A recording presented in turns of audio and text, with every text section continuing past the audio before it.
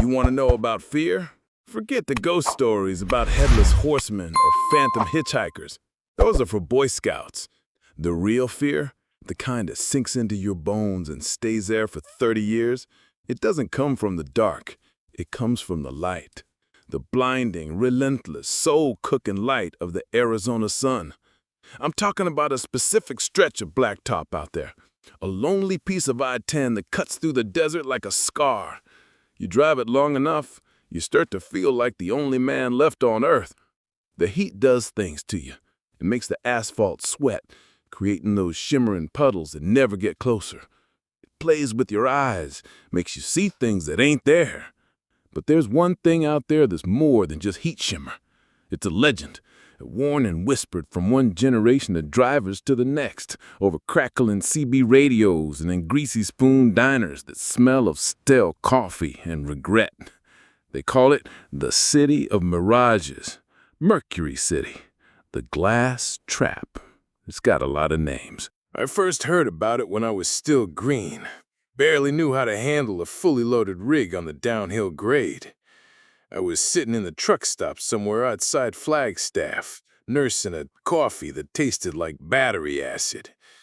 An old-timer was holding court in a corner booth, leather-skinned fella, with eyes that looked like 2 chips of turquoise.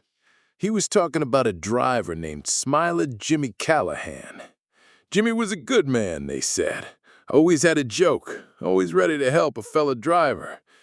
One summer, he was hauling a load of electronics to L.A., running right through the heart of that desert. He was on the radio, complaining about the heat, same as everyone. Then, around high noon, his voice changed. He sounded amazed. "You guys ain't gonna believe this," he said, his voice crackling. "There's a city out here, a whole damn city." The other drivers just chuckled, told him to drink some water, that the sun was cooking his brain. Jimmy got defensive. "I ain't crazy," he insisted. "I could see it plain as day. Skyscrapers made of glass reflecting the sun. I can even see lights, like a million diamonds." He said he was going to check it out, that the map showed a service road just up ahead, and it looked like it led right to it. People tried to talk him out of it, but Jimmy was stubborn. He was tired, he said. Been on the road for days. The thought of a real bed, but cool drink, it was too tempting. His last words over the radio were, "Don't you worry, I'll call you from the fanciest damn hotel in town." No one ever heard from Smiling Jimmy Callahan again. They found his rig a week later, parked on the shoulder, key still in the ignition. The doors were unlocked. His wallet, his logbook, everything was there. The only thing missing was Jimmy. The state troopers followed a set of footprints that led off the asphalt and straight into the desert toward nothing. They searched for miles, found nothing but sand, rock, and heat. The old-timer finished his story, took a long drag from his cigarette, and looked right at me. "The desert has an appetite," he said, smoke curling from his lips. "And that city? It's the bait on its hook. It only appears at high noon, when the sun is meanest and a man's mind is weakest. It promises everything you could ever want after a long haul: rest, water, company. But it's a lie written in heat and light. You follow it, and the sand swallows you whole." Me? I was 22, bulletproof. I thought it was a load of bull, a spooky story to scare the rookies.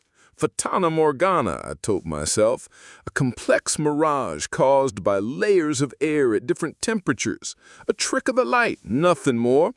Jimmy probably got heat stroke, got disoriented, and wandered off. Tragic, but not supernatural. For years, I drove that stretch of road dozens of times. I saw the heat shimmers, the dancing air, the water on the road, but I never saw the city. The story faded, becoming just another piece of road noise in the back of my mind. Until one July afternoon, I had a rush delivery. Cross-country, no sleep for 2 days, running on fumes and caffeine. The sun was a hammer pounded on the roof of my cab. My air conditioner was fighting a losing battle, just blowing hot air around. I was exhausted. My eyes felt like sandpaper, and every mile was a struggle. It was high noon.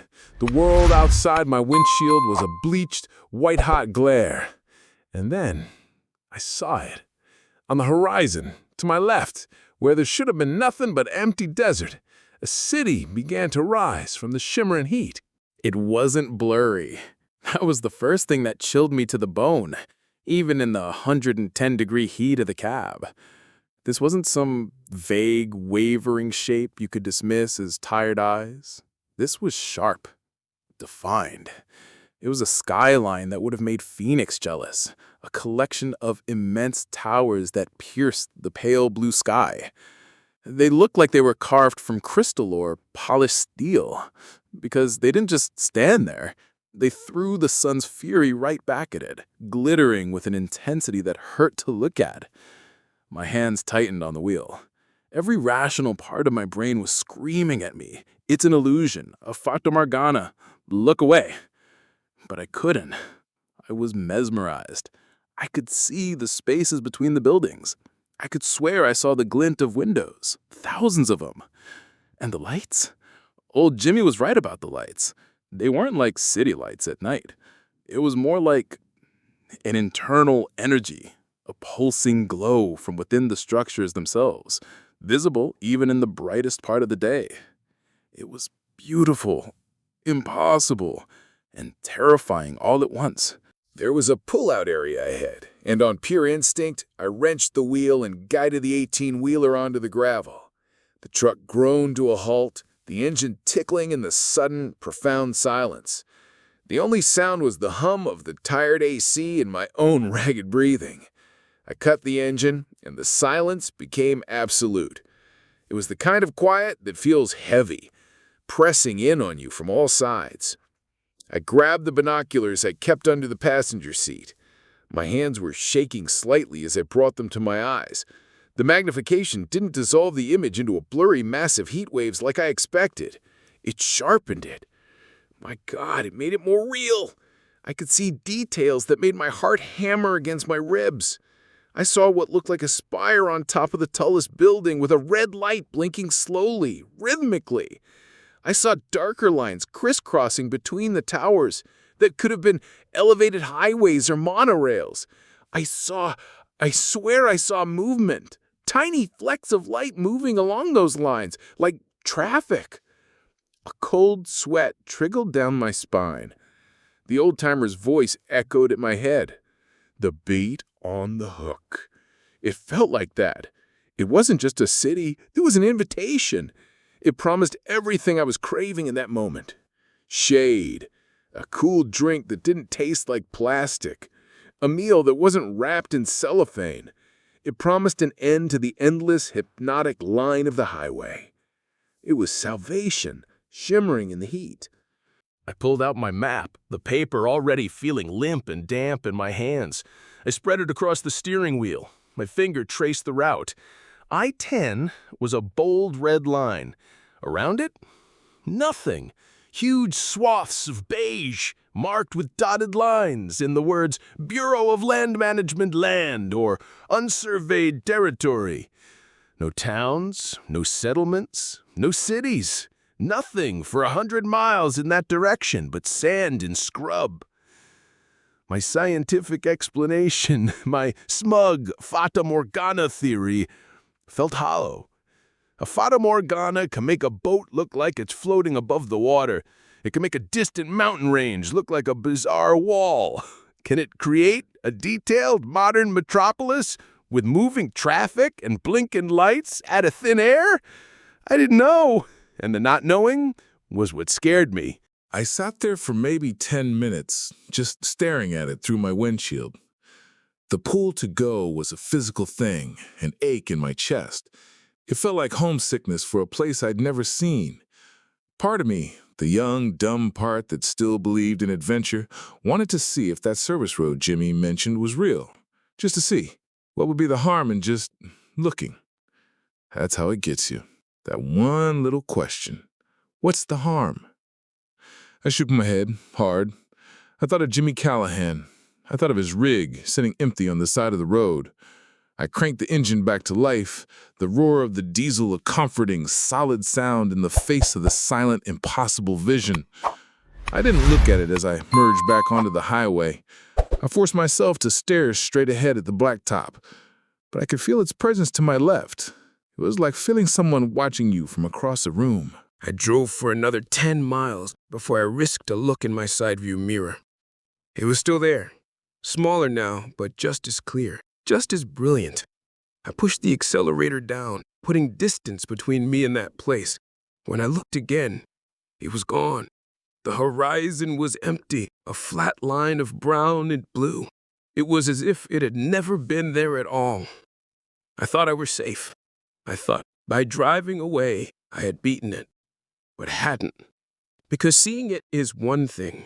The legend plants the seed of fear. Seeing it with your own eyes, that makes it grow. And I couldn't get the image out of my head. The city was burned onto the back of my eyelids. For the rest of that trip, and for many nights after, I would lie in my sleeper cab and see those glass towers rising from the desert floor. The legend wasn't just a story anymore. It was a memory. You'd think after an experience like that, I'd have avoided Arizona in July like the plague. And for a couple of years, I did. I took northern routes, hauled loads up to the Pacific Northwest, did the East Coast run. Anything to avoid that particular stretch of sun-blasted hell. But trucking is a fickle business. You go where the cargo needs to go. And eventually, a high-priority shipment of medical supplies had me pointed straight back toward Los Angeles with a deadline that meant driving straight through the belly of the beast. By this time, I was a more seasoned driver. I'd seen a thing or two, and the memory of the glass city had settled into a place of quiet, respectful fear. It wasn't a ghost story. It was a hazard of the job, like a sudden snowstorm in the Rockies or a washed-out bridge in the bayou. You know it's there, so you prepare. I made sure my AC was serviced, I carried extra water, and I swore to myself I wouldn't drive through that specific corridor during midday. I ended up convoying with another driver for part of the way. A young kid named Leo. He couldn't have been more than 20. He had that fresh out of driving school eagerness, full of talk about the freedom of the road. He just bought his own rig, an older Peterbilt that had seen better days, and this was his first cross-country solo run. He was trying to earn enough to move his wife and new baby out to California. He reminded me of me a decade earlier. Cocky, a little naive, but with a good heart. We stopped for dinner at a dusty truck stop in New Mexico. Over plates of chicken fried steak, he started talking about shortcuts. An old-timer at his last stop had told him about a dirt access road that cut a huge dogleg off the interstate, supposedly shaving 3 hours off the trip to Phoenix. I felt a cold dread creep up my neck. "What road?" I asked, keeping my voice level. "I don't know the name," he said, pulling out a creased map. "See here, the old guy said it branches off right after you cross the state line into Arizona. Runs parallel to the highway for a while and cuts west. Said it was used by ranchers back in the day." I looked at where he was pointing. It was the heart of that empty, cursed stretch of desert. "Leo, listen to me," I said, my voice harder than I intended. "Don't take that road. There's a reason nobody uses it. It's not maintained. You hit a soft patch in that old rig of yours, and you'll be stuck out there with no cell service and no one coming to help you for days." He just shook that young, invincible smile. "I'll be fine. Gotta take a few risks to get ahead, right? 3 hours is half a day's pay." I tried to argue, I really did. I almost told him the story. But how do you tell a kid like that, who's got dollar signs in his eyes and a picture of his baby girl taped to his dashboard, that you're worried about a ghost city made of sunlight? He'd laugh me out of the diner. So I just shook my head and said, "Stick to the pavement, kid. It's safer." We set out the next morning. I let him take the lead. I figured I could keep an eye on him. But he was fast, eager to make time, and his rig was lighter than mine. By mid-morning, he was a good 5 miles ahead of me, just a shimmer in the distance. The sun was getting high in the sky. It was getting close to noon. Then my CB radio crackled to life. It was Leo. But the cocksure kid from the diner was gone. His voice was tight with panic. Hey, man, you there? I got a problem. I keyed the mic. I'm here, Leo. What's wrong? I'm a damn fool, he said, his voice strained. I took the shortcut. I figured I'd be back on the highway before you even caught up. But the engine, it just died. Overheated and seized up, I think. I'm stuck out here, dead in the water. My blood ran cold. Where are you? How far off the highway did you go? Maybe 5 or 6 miles. It's hard to tell. Everything looks the same. He paused, and then his voice changed, a note of awe replacing the panic. But hey, it might be okay. You're not going to believe this, man. There's a city out here. A real city. Not that far off. I can see it. Big, shiny buildings. I can walk to it.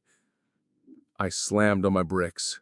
The rig screamed, fishtailing on the hot asphalt as I'd wrestled it to a stop on the shoulder. My heart felt like a block of ice in my chest.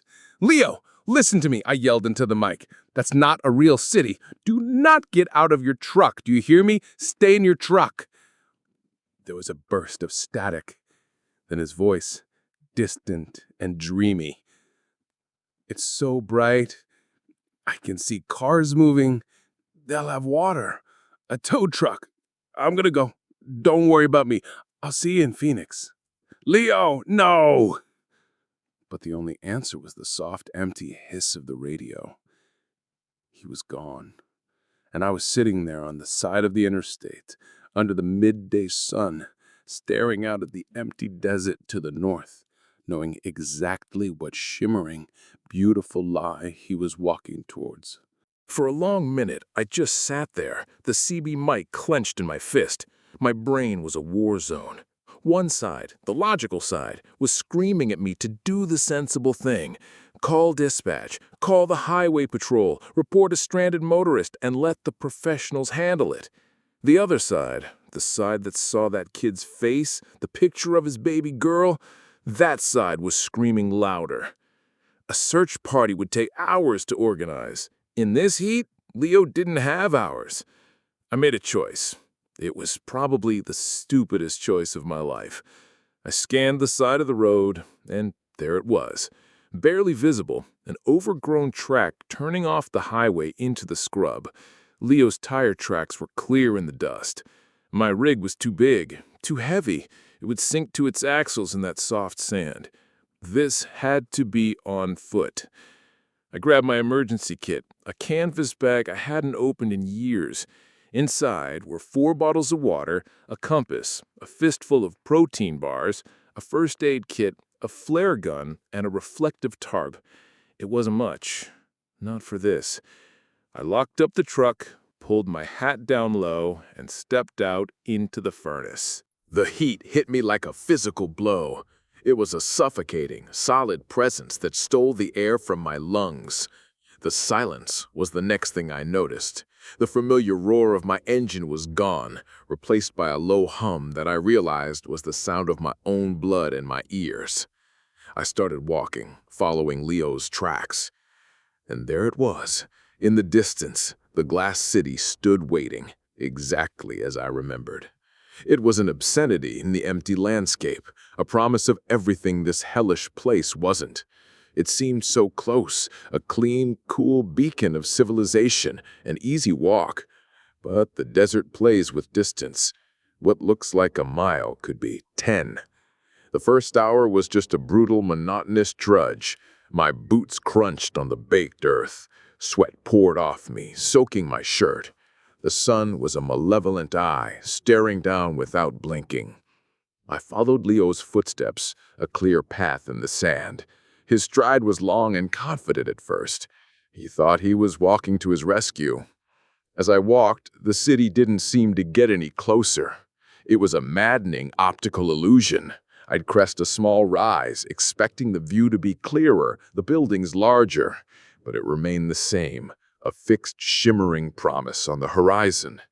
My rational mind knew it was a mirage, but my thirsty body, my heat-addled brain, they started to wonder, what if I was wrong?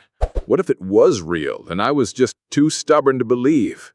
The hook was trying to set itself in me too. I found his denim jacket after about 2 miles. He'd thrown it aside. A smart move to conserve energy, I thought. A little further on, I found the first empty water bottle. That's when a knot of real fear tightened in my gut. He was already out of water. The landscape began to play tricks on me. A strangely shaped saguaro cactus looked like a man standing in the distance. The whisper of the wind blowing through a cholla cactus sounded like a voice calling my name. I was rationing my own water, taking only small sips, but my throat felt like it was coated in dust. My head started to ache, a dull throb that pulsed in time with my steps. Leo's footprints started to change. They were no longer straight and confident. They weaved, stumbled. There were places where he'd clearly fallen to one knee. He was in trouble, big trouble, and I felt like I was chasing a ghost towards a city of ghosts. The city itself was starting to look different, too. The sharp, crystalline edges seemed to soften and waver. The lights inside it pulsed more erratically. It was like watching a dream start to unravel. Was it the mirage that was changing, or was it me?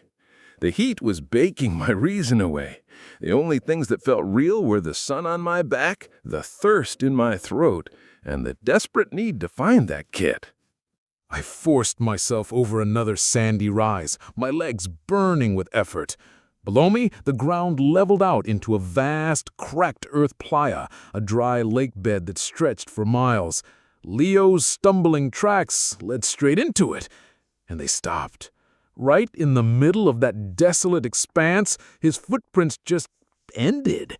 I stood there, panting, shielding my eyes. The Mirage City was directly ahead, seeming to rise from the far edge of the playa, but it was flickering now, like a bad fluorescent light. And then, as I watched, it wavered one last time and simply dissolved into the haze. It vanished, gone. There was nothing on the horizon but the brutal, empty line of the desert, and I was standing alone at the edge of a wasteland where the tracks of the boy I was trying to save disappeared into thin air. The silence left behind by the vanished city was worse than any noise. It was a hollow, absolute quiet that told a terrible truth. The show was over. The trap had been sprung. I was standing at the spot where the lure disappeared, leaving its victim stranded in the middle of nowhere. My heart sank, but I couldn't stop. I had to know. I walked out under the playa, the baked mud cracking under my boots like porcelain. I followed the trail of Leo's prints to the spot where they ended. It was just a confusing scuff of the dirt, as if he'd simply been lifted into the air. But as my eyes adjusted to the glare, I saw something else. A few yards away, something glinted in the sun. It wasn't glass. It was chrome. I stumbled toward it, my mind refusing to process what I was seeing. As I got closer, the shape became clearer. It was the chrome bumper of a truck, an old one, a classic gold dog-nosed Mack, almost completely swallowed by the sand and shifting earth of the plier. Only the top of the grill and one headlight stared out from the ground, like the eye of a buried skeleton. Then I saw another one, and another, and it wasn't just Leo's footprints that ended here. I was standing in a graveyard, the final destination. This was the place the city led you to. Rigs from every decade, half buried, the metal skins rusted and bleached by the sun. A Kenworth from the 70s, a Freightliner cab over from the 80s. They had all been driven here, chasing that same beautiful lie, only to have their tires sink into the treacherous softness of the dry lake bed, trapping them forever. I felt like I was walking through a monument to lost hope. This wasn't a supernatural place. It was something worse. It was a natural death trap disguised as a miracle. Near the door of a skeletal Peterbilt, I found an old leather wallet half buried in the sand. I picked it up, the leather stiff and cracked. I opened it. The driver's license inside was faded almost to white, but the name was still legible. James P. Callahan. Smiling Jimmy. The old-timer story wasn't a legend. It was a goddamn eyewitness account. And that's when I saw him. Leo! He was lying in the sliver of shade cast by the Mac's buried cab, little more than a heap of clothes. I ran to him, my own exhaustion forgotten. He was alive, barely. His lips were cracked and bleeding, his skin was pale, his eyes were open, but they weren't seeing me. They were staring past me at the empty horizon. "The lights," he rasped, his voice a dry whisper. "So pretty. Said they had water. The water." He was delirious, still caught in the Mirage's dream. There was no time. The sun was starting to sink, and I knew that soon the deadly heat of the day would be replaced by the deadly cold of the desert night. We wouldn't survive that, either. I poured the last half bottle of my water over his lips, letting him lick at the drops. I got the flare gun out of my bag. I had 2 shots. I aimed it high into the sky and fired. It shot upwards with a whoosh and exploded into a brilliant red star against the deepening blue of the sky. It felt so small, so futile against the vastness of the desert. I pulled the reflective tarp over both of us, creating a crude shelter. I propped him up, tried to talk to him, to keep him with me. He just kept mumbling about the beautiful city and the cool water it promised. He was a testament to the Mirage's cruel power. It doesn't just lead you astray, it makes you die of thirst while dreaming of an ocean. I don't know how long we waited. Time had lost its meaning. It could have been minutes or hours. I fired the second flare as the last sliver of sun disappeared, painting the sky in shades of orange and purple. The temperature was already plummeting. I was starting to shiver, my body going into shock. I was sure we were dead. I had followed a boy chasing a ghost, and all I'd found was a tomb. And then I heard it, a faint, distant sound. Whomp, whomp, whomp.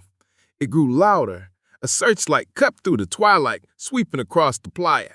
It hit the rusted shell of a truck, then another, then it passed right over us. I waved my arms, screaming with a voice I didn't recognize, raw and broken. The light swung back and panned us in its beam. A state patrol helicopter had seen the second flare against the darkening sky. The rest is a blur, a harness, the wind from the rotors, the faces of medics. Waking up in the hospital, hooked to an IV, my body screaming in protest. They said we were minutes from death. Leo survived. He lost his rig, his career, and nearly his life. He went back home, and I never heard from him again. I hope he's okay. I don't drive that stretch of road anymore. I'll take a 500-mile detour to avoid it. The cops have a name for that playa now, the Trucker's Graveyard. They say the Mirage is a rare atmospheric condition, a perfect alignment of heat layers and light, probably reflecting a real city hundreds of miles away, a 1 in a million fluke. But for it to happen in the exact same spot, year after year, and to lead to the exact same place? So now, when I sit in a truck stop and I see a green kid talking about shortcuts and making time, I pull up a chair and I tell them my story. I tell them about Smiling Jimmy and young Leo and the city made of light. And I tell them the most important thing I ever learned out there on the road. The desert doesn't need ghosts to kill you. All it needs is to give you a little bit of hope in the exact wrong place.